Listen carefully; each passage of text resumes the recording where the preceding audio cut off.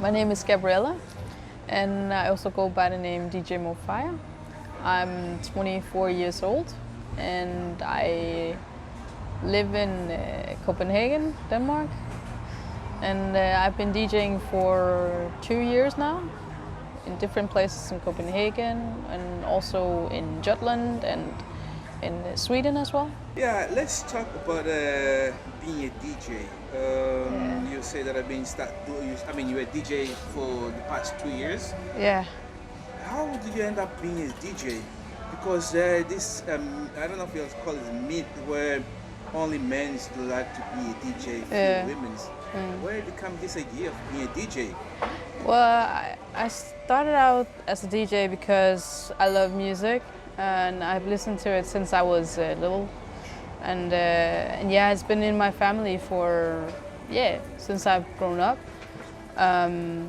So I actually started by doing some beats on GarageBand because I like melodies and stuff, like to mix stuff,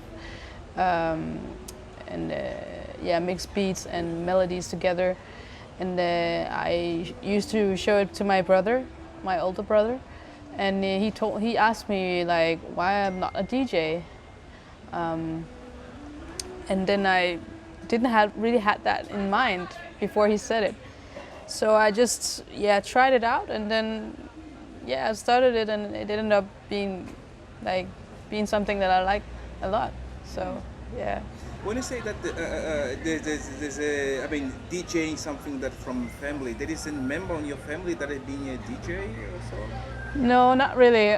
It's just like my family has been listening to different kind of music. I've been grown up with music from all the way from disco from my parents. Love a lot of disco and also old school African music from Congo and my father listened to a lot to these Congolese in his radio in his old car, and also my sisters they listen to old school hip hop and R&B and also dancehall, reggae. So I have taken all this into me. So that's why all of these genres has been influenced in me, and that's also why I like these kind of genres a lot. You said that you start doing beats. In a way of producing music, or how this beats? Because I'm not that literate on music. How it is? Can you just explain how it is? Yeah, it's like producing music. So you can say these GarageBand has some simple melodies, and with those melodies, I just added some into it, and in that way I created something on my own, trying to establish. And then later on, I started doing my own type of beats with drums and keyboards and different kind of melodies into each other to create a beat. Yeah. How is to be a DJ in Europe or in Denmark? I heard a lot about your name, but I never knew your name is big. But so who is this girl that has been playing so much? How it is being a DJ in Denmark, or in Europe in particular, Denmark? Well, it's it's different, especially if you are an African DJ playing Afrobeat, because mostly what people listen to is mostly pop and house music here in Denmark is very popular, and also hip hop as well. But now I start seeing that people like Afrobeat more and more, and also different other kind of genres such as drill and trap, and all these kinds of genres have come into the youth more. So in that sense, it's starting to become more,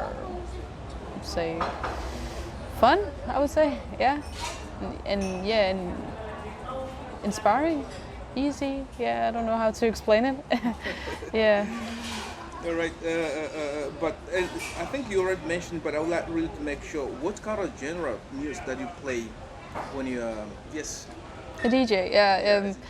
I usually play Afrobeat and hip hop, R&B, and dancehall, and also do some something called Mompatan, which is a mix of it's a reggaeton beats and it's kind of an electronic type of music, and also do reggaeton as well. Okay. Yeah. Oh, that's one interesting. Yeah. One of the things that we see that there's less music play on radio here especially in Denmark. Yeah. When it comes to Afrobeat. Yeah. Do you have an idea why is that? Like they don't play it that They much. don't play that much, yeah. I think it's because the mainstream, like the majority in Denmark listens to pop and house music, and that's probably why the radio don't play that much Afrobeat, because there's not so many I would say listeners. But you never thought to be a radio DJ where you can play much of your music into the radio? I actually considered it, but the fact is I had a hard time to find time to do it, because besides DJing, I'm also studying, and also working on a student job. So it's hard to find more time to do extra stuff besides that. Yeah. As you already mentioned, studying. What are you studying? I'm studying customer and commercial development at CBS, and I'm just started in my third semester, and it's a master's. So I will be finished next year. So you will combine both as a DJ and then. Yeah. What are you studying? Yeah. So what I'm studying is actually is about the data, collecting data from customers or just people in general, to use that data to sell products and services to these people. And the way I want to combine it with DJing is with the music. So I kind of like collecting data of what people listen to, what people like to listen, or it could also be about events, what people like to go to when they go out. So use that kind of data to sell, to create new events, to create playlists for them, and just to make it also easier to know what people like in general when you're DJing. So then when you have that data, you can start, okay, people like this, so this is what I'm gonna play. So yeah. All right. So let's go back to DJing. It is hard to be a DJ in Denmark. Or before you even ask how hard it is, how did you manage to go through to this world of DJing? As we know that I spoke last time to one DJ, who told me that it's really hard to go through, but to break through into DJing in Denmark. It is. I mean, I started out because I knew my sister knew a DJ, so he was DJing at Rust, and he was a very nice guy, and I asked him about, hey, could you perhaps help me with DJing or learn me to DJ, because I was very interested in. And he said, yeah, he would do it, but he referred me to another DJ, because he was this family friend. He was not good at I would say controllers, so that's why he went and said, hey, go to this guy, he's better at learning it to it. So I went to this guy called DJ Taftala, and he learned me some stuff about how it's about to be a DJ, what to do in situations, and how to get a crowd going on. And from there, he helped me also getting my first gig at Rust. And he was also a DJ at Rust as well. So yeah, so from there I experienced my first gig, and then it took some time because I had to practice at home because I wasn't really feeling ready because I was still new. So I started out doing videos on Instagram to get noticed of myself. So yeah, people can see the progress in me, and to have some content so people could book me or in hope of booking me. And then at some point I started realizing that I was feeling ready to go out there and play. So I went out and write to different kind of event organizers, asking them, do they need a DJ? Do they need a DJ? Because I was really like this feeling of now it's time to go out because I feel ready. And and then it started out. Yeah, I've got gigs I got gigs at MMH Radio. I started there, and then Couleur Café, and also Distortion.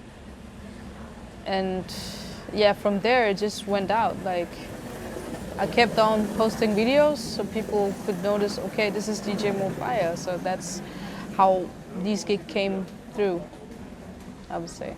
Yeah. I forgot to ask in the beginning, but Sure. I'll do it now. Sure. What does it mean, DjMofiyah? It means I got that name because I wanted to, bring like more fire into the dance floor. I always wish to have a dance floor that was like have that fire energy every time I play. And also I love to see people like have fun, and that's what I see with music that brings people a lot of joy, so that's what I want to bring them as well. So yeah, Mofire just came with that name. So really bringing fire. Yeah, bringing fire. Yeah. That's very interesting. That's nice.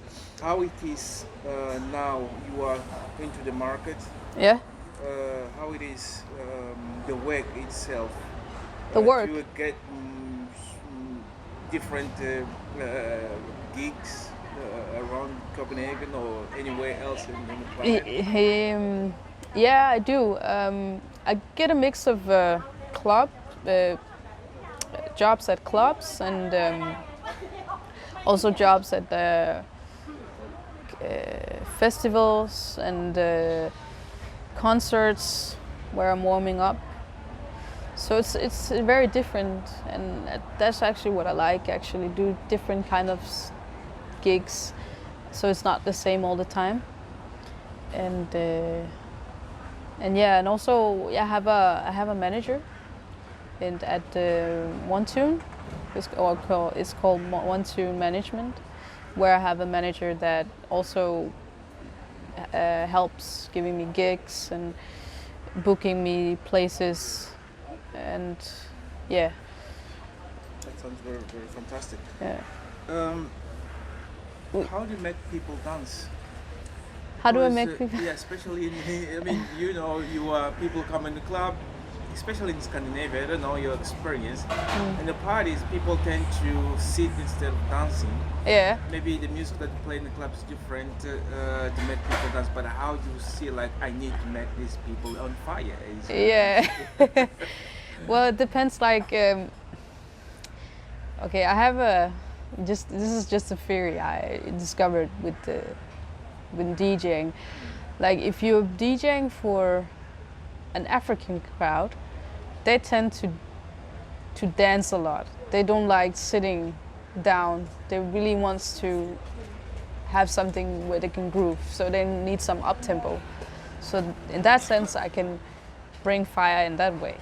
But if it's more with a Danish crowd or more Scandinavian crowd, they tend to just more or less sit down and rather wants to drink and talk.